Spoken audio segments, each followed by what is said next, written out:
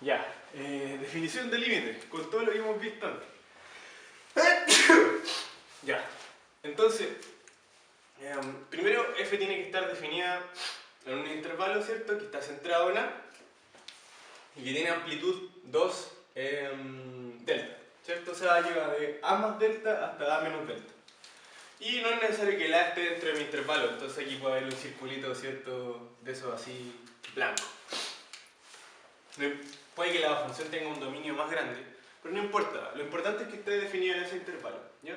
Y va a los reales. O sea que el recorrido son números reales, el código. Entonces, ¿se acuerdan que nuestra definición de límite era que cuando la x se va acercando a la A, los valores de la y se van acercando a la L, ¿cierto? En mi función. Se fijan que cuando yo me acerco a la A, los valores de la y tratan de acercarse como a ese puntito y en la y sería a ese número, que es la L. Eso es lo que nosotros estamos tratando de llamar límite, ¿cierto? Es como el concepto más básico, más humano. Ahora la definición, ¿ya? Del límite, más rigurosa, porque esto es como en el fondo vamos a escribir de ahora en adelante esto que está aquí. Esto es lo que nosotros nos va a permitir trabajar con el límite y descubrir más propiedades que tengan. Esto exactamente significa esto de aquí. Van a ser...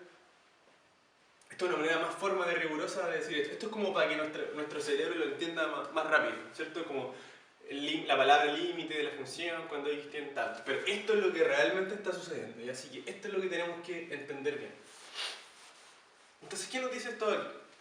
Ya, primero, como les decía, cuando los valores tienden en A, los valores de la y se van acercando a la L, ¿cierto? Eso es lo que queremos como retratar.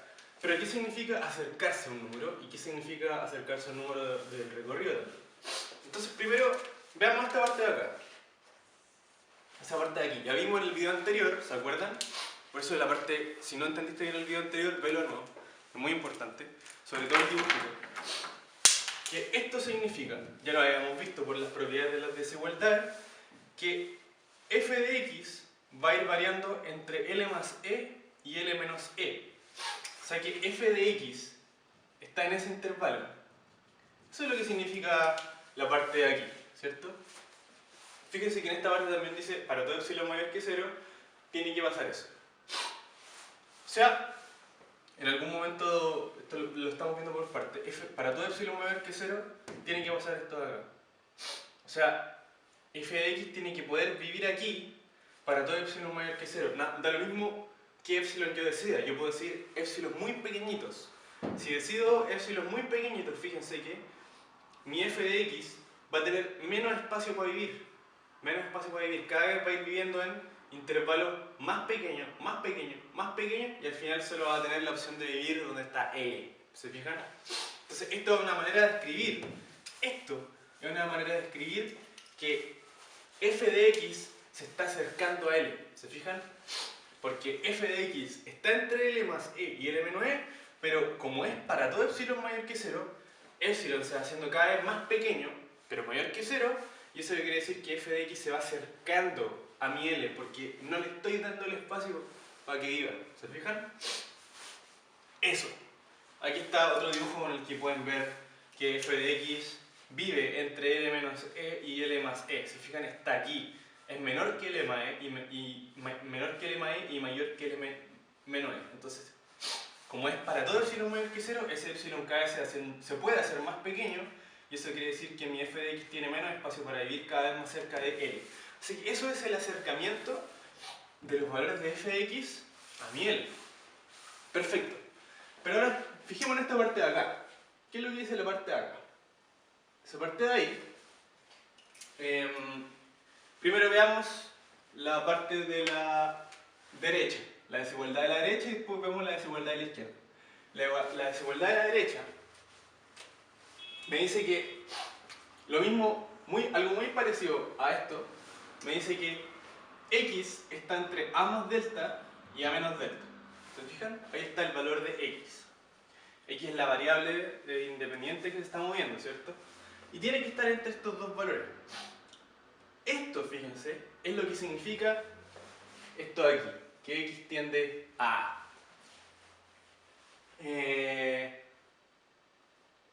Exacto. Entonces, X va viviendo en este intervalo, ¿cierto? Y delta probablemente también se vaya haciendo más pequeñito. Eso lo vamos a ver en un segundo. Esta parte de aquí, que es la de acá, significa que X no puede ser A. Porque si X fuera A, fíjense que tendría A menos A igual a 0, y esto tiene que ser mayor que 0, no puede ser igual a 0. Así que esto me dice que en el fondo X no puede ser A. Esto se agrega en la definición porque hay veces que esto lo hace como, digamos, más poderoso. ¿Ya? Como que no es necesario que X sea A. Esa es la cuestión. Es lo importante que se acerque. Porque muchas veces la función no está definida en el A. Pero aún así yo puedo calcular el límite, aunque la función no esté definida en A. Entonces si yo pongo eso ahí, estoy diciendo que no importa, que el A efectivamente no esté en el dominio de la función. ¿Ya? Entonces tenemos que X está entre estos valores. Y ahora vamos a ver ya qué significa todo junto. ¿Qué significa que para todo epsilon mayor que 0 existe un delta tal que si pasa esto, entonces tenemos esta consecuencia? Veamos. Para todo epsilon mayor que 0 existe un delta tal que. Ya. Pensemos en un epsilon igual a 10. Acá dice que para todo epsilon, entonces también pasa para el epsilon igual a 10.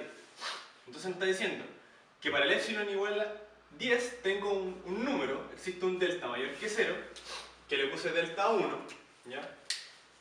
Que si los valores de X están entre ese delta 1, ¿se fijan? Si mi X vive en este intervalo, entonces los valores de f de X están entre, en este caso, el epsilon vale 10, entonces están entre L más 10 y L menos 10. Si el X está acá, entonces los valores de la función están viviendo aquí.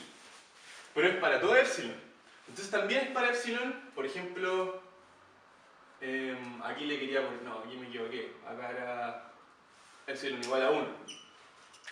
Entonces, para epsilon igual a 1, me está diciendo que también existe un delta, le voy a poner un delta 2, existe otro número en el fondo de lo que estoy diciendo, tal que si mi X está viviendo en un intervalo que tiene centro A y amplitud 2, ¿cómo se llama este símbolo? No, se me olvidó. Bueno, ese simbolito, ¿cierto? Que ese número que existe, si mi X está viviendo entre medio ahí, entonces mi función va a estar viviendo entre L más 1 y L menos 1. ¿Se fijan? O sea, para el 10, yo sé que mi X que está viviendo en este intervalo, yo puedo tener que mi valor de la función está también viviendo en este intervalo. Para el 1, yo sé que que puedo elegir unos valores de X que hagan que la función esté viviendo en este intervalo.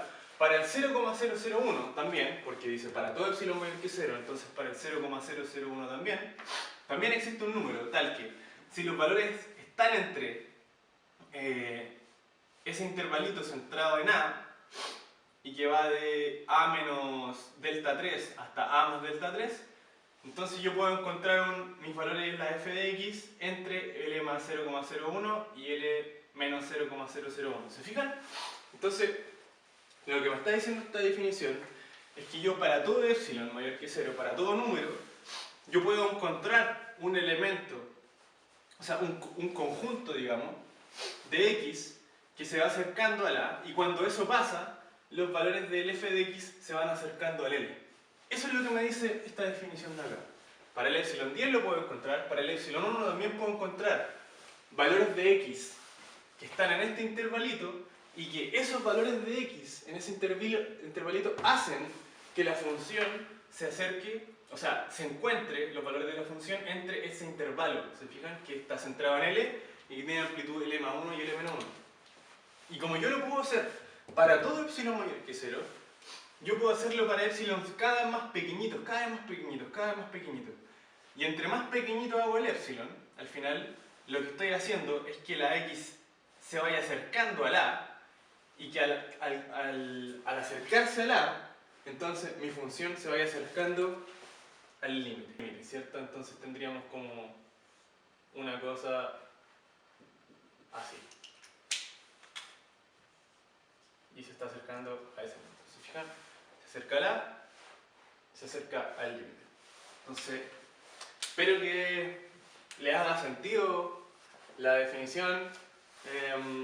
Traten de darse hartos números, con números como que se entiende bien igual, como esto de acá, epsilon igual a 10, epsilon igual a 1. Exploran estas desigualdades, quizá háganlo con una función que ustedes conozcan, pueden poner x al cuadrado y se van a ir dando cuenta que realmente funciona. Así que ahora les toca a ustedes pensar en esto y que les logre hacer sentido. Chao. Una cosa muy importante sobre el delta que se me había olvidado mencionar es que fíjense que en nuestra definición de límite, para cada epsilon, para cada valor que me restringe los valores de f de x, existe ese delta, ¿cierto? Si para cada uno de esos valores existe el delta, entonces existe el límite. Pero, ¿cómo se obtiene ese delta en general? Entonces, veamos esta función cualquiera. Y yo tengo acá L más E y acá L menos E. Ya medí el epsilon, ya restringí, ¿cierto?, mi función a cierto intervalo. Resulta que si ustedes siguen la línea acá, horizontal, arriba y abajo, se van a topar con la función, ¿cierto? Y si bajan desde ese punto en el que se encontraron en la función, van a encontrar la preimagen, ¿cierto?, de L más E y L menos E por la función. Ahí está el A, ¿ya? Entonces, desde A hasta ese punto tienen una distancia de 1 y desde A hasta aquí tienen una distancia de 2. Fíjense que si X está en este intervalo, entonces los valores de f de x van a estar en este intervalo. ¿Se fijan? Ahora, nosotros necesitamos un delta para que yo pueda escribir esto de esta manera. Porque acá, como estamos en valor absoluto, fíjense que el x va a quedar en un intervalo, digamos, simétrico. Y este intervalo que tenemos aquí, fíjense que no está centrado en A. Nosotros necesitamos uno que esté centrado en A para poder escribirlo como valor absoluto. Entonces lo que uno hace es tomar el mínimo entre esos dos b, entre d1 y d2. Y a eso le vamos a llamar nuestro delta. ¿Por qué? Porque fíjense que si tomamos el mínimo y escribimos esto de aquí, ¿se fijan? Supongamos que el mínimo en estos dos, bueno, es d1, entonces acá está d1, ¿cierto? Esa distancia la voy a copiar acá. Y ahora me queda un intervalo simétrico. Y como era el más chiquitito, los valores de x que estén aquí igual van a hacer que los valores de f de x están encerrados en ese intervalo. ¿Se fijan? Entonces, si elijo ese delta, para un epsilon, ¿se fijan? Igual con ese intervalo simétrico ahora voy a tener valores que están restringidos en el intervalo de allá. Entonces, esa es la gracia del delta y así se obtiene el delta, el mínimo entre esas dos distancias. ¿Qué más les puedo decir sobre eso? ¿Qué pasa si hubiésemos elegido el más grande? Porque se elige el mínimo. Fíjense que si hubiésemos elegido el más grande, el D2, imagínense que yo agarro este. Entonces, por ejemplo, acá pongo, en vez de ese delta, pongo el D2, que en este caso es el más grande. Me habría quedado un intervalo así de grande.